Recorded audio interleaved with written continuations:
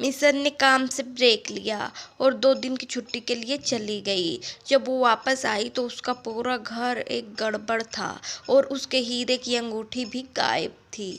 उसने तुरंत पुलिस को फ़ोन किया। ऐसा लग रहा था कि मिशन के लिए जानने वाले किसी व्यक्ति ने ऐसा किया, क्योंकि मेज पर भोजन था जो ठीक से पकाया गया था। इंस्पेक्टर ने अपने करीबी दोस्तों में से 3 से ये लिखने के लिए कहा कि वो पिछले 2 दिनों में क्या कर रहे थे। पुलिस तुरंत समझती है कि चोर कौन था। क्या आप अनुमान लगा सकते हैं चोर कौन था? ऑप्शन है ए, बी एंड सी। टाइम शुरू होता है अब। सोचो सोचो, आइए जानते हैं।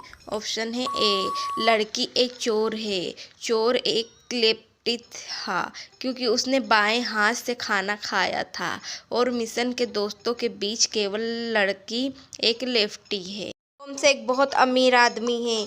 वो एक कार दुर्घटना से बच गया, लेकिन दुर्भाग्य से अपनी याददाश्त खो बैठा। जब वो दुर्घटना से उठा तो 2 लड़कियों ने उसकी बेटी होने का दावा किया, लेकिन गोम्स की केवल एक बेटी है। क्या आप पहचान सकते हैं कि असली बेटी कौन है? ऑप्शन है ए, बी। टाइम शुरू होता है अब। सोचो सोचो, टाइम। आइए जानते हैं। दीवार पर गोम्स और उनकी बेटी की एक तस्वीर है। लड़की के पास बाई और एक जन्मतिथि है। घर भी एक ही जन्मतिथि है।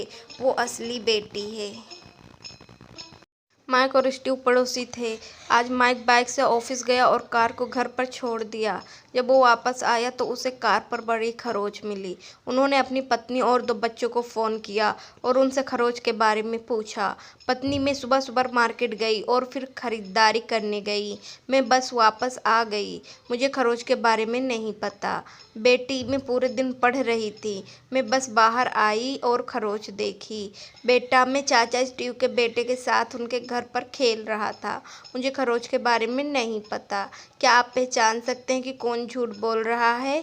पत्नी, बेटी, बेटा। टाइम शुरू होता है अब। आइए जानते हैं। बेटा, स्टीव का घर बंद था।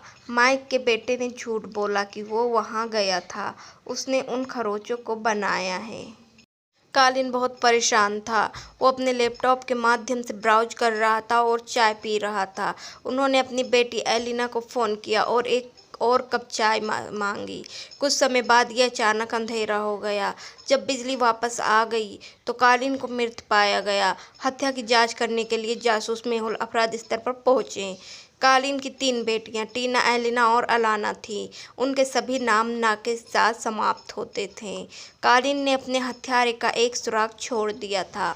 उनकी एक बेटियों ने ही उनकी हत्या कर दी। क्या आप अनुमान लगा सकते हैं कालिना की हत्या किसने की? टीना, एलिना, अलाना। टाइम शुरू होता है अब। आइए जानते हैं। टीना, कालिन का चाय कप भी सुराग का एक हिस्सा था। हत्यारा चाय ना है टीना।